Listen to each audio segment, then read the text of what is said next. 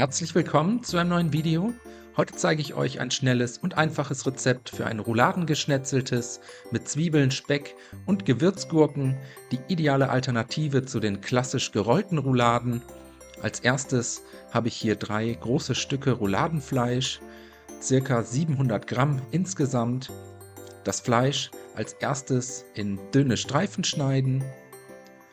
Dann geht es weiter mit einer großen Zwiebel. Einfach abziehen und ebenfalls in dünne Streifen schneiden und zum Schluss noch eine Knoblauchzehe abziehen und grob hacken. Wenn das erledigt ist, eine große Pfanne oder einen Topf mit einem guten Schuss Öl erhitzen. Dann kommt das geschnetzelte Rindfleisch in die heiße Pfanne bei mittlerer bis hoher Hitze für 4 bis 5 Minuten darin anbraten, auch ruhig schon mal mit einer kräftigen Portion Salz und Pfeffer würzen, gelegentlich wenden bzw. durchrühren und das Fleisch anschließend aus der Pfanne heben und kurz zur Seite stellen.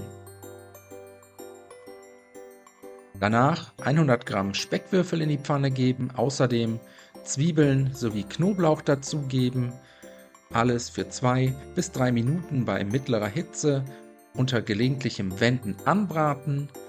Währenddessen bereiten wir noch die Gewürze vor. Dafür habe ich hier so einen kleinen Teebeutel zum Selbstbefüllen hergenommen. Da gebe ich jetzt 1 bis 2 Lorbeerblätter sowie je 4 bis 5 Pimentkörner, Nelken und Wacholderbeeren hinein. Außerdem je einen Teelöffel getrockneten Thymian sowie Rosmarin. Den Beutel anschließend verschließen. Ich benutze dafür einfach einen Tacker.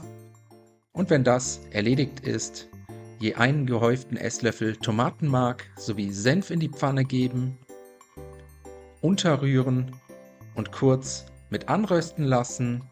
Danach mit einem guten Schuss Rotwein ablöschen, den Rotwein unterrühren, kurz einköcheln lassen und dann kommt auch schon das Fleisch wieder zurück in die Pfanne.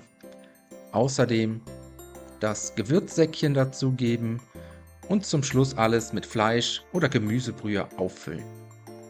Ich habe hier ca. 800 Milliliter gebraucht. Das Fleisch sollte gut mit Flüssigkeit bedeckt sein. Zum Kochen bringen und dann mit geschlossenem Deckel und reduzierter Hitze für ca. 45 Minuten sanft köcheln lassen. In der Zwischenzeit noch 3 bis 4 Gewürzgurken mit einem Messer in dünne Scheiben schneiden, außerdem 200 Milliliter kalte Sahne und einen gehäuften Teelöffel Speisestärke gut miteinander verrühren und bereitstellen.